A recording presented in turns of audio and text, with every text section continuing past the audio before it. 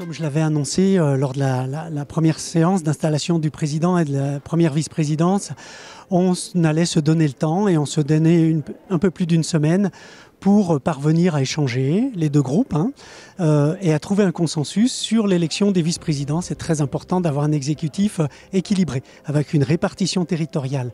Et donc, si je prends le résultat est là. On a proposé des candidats et effectivement, ces personnes ont été élues. Et donc des personnes compétentes qui représentent bien ce territoire-là. Donc en termes de résultats, c'est bon. Et je voudrais juste revenir sur cette période où on a échangé, on est allé jusqu'à négocier également, mais c'est bien naturel, avec des moments un petit peu difficiles.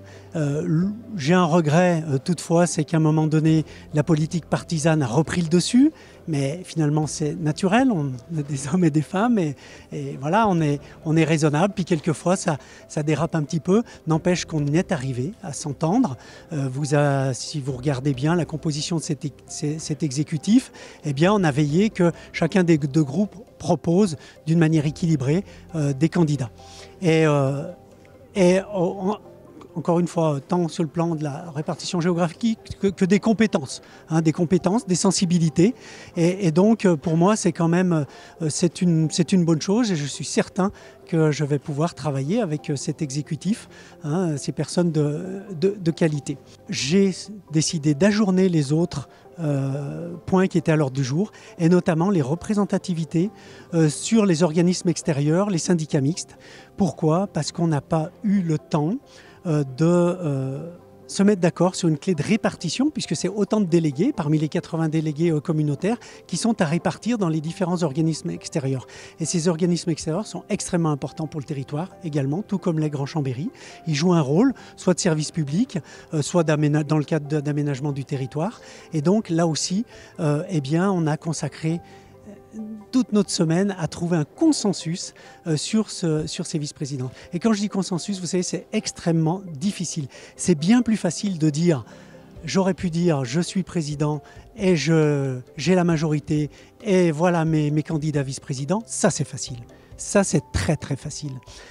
Trouver le consensus, l'équilibre, croiser les sensibilités, la répartition territoriale et, qu'on le veuille ou non, les sensibilités politiques, aussi partisanes, eh bien ça c'est un travail extrêmement difficile, long, et ça nous a pris tout ce temps-là, et j'en suis ravi parce qu'on arrive à ce résultat-là, et ça montre l'importance qu'ont les élus sur cette structure qui est Grand Chambéry, qui est déterminante sur notre territoire. Et le fait que j'ai dû ajourner la désignation des représentants dans les organismes extérieurs montre aussi toute l'importance et l'importance que donnent les élus à ces organismes-là, qui sont déterminants dans la politique de ce territoire qui est important. C'est quand même l'espace métropolitain savoyard.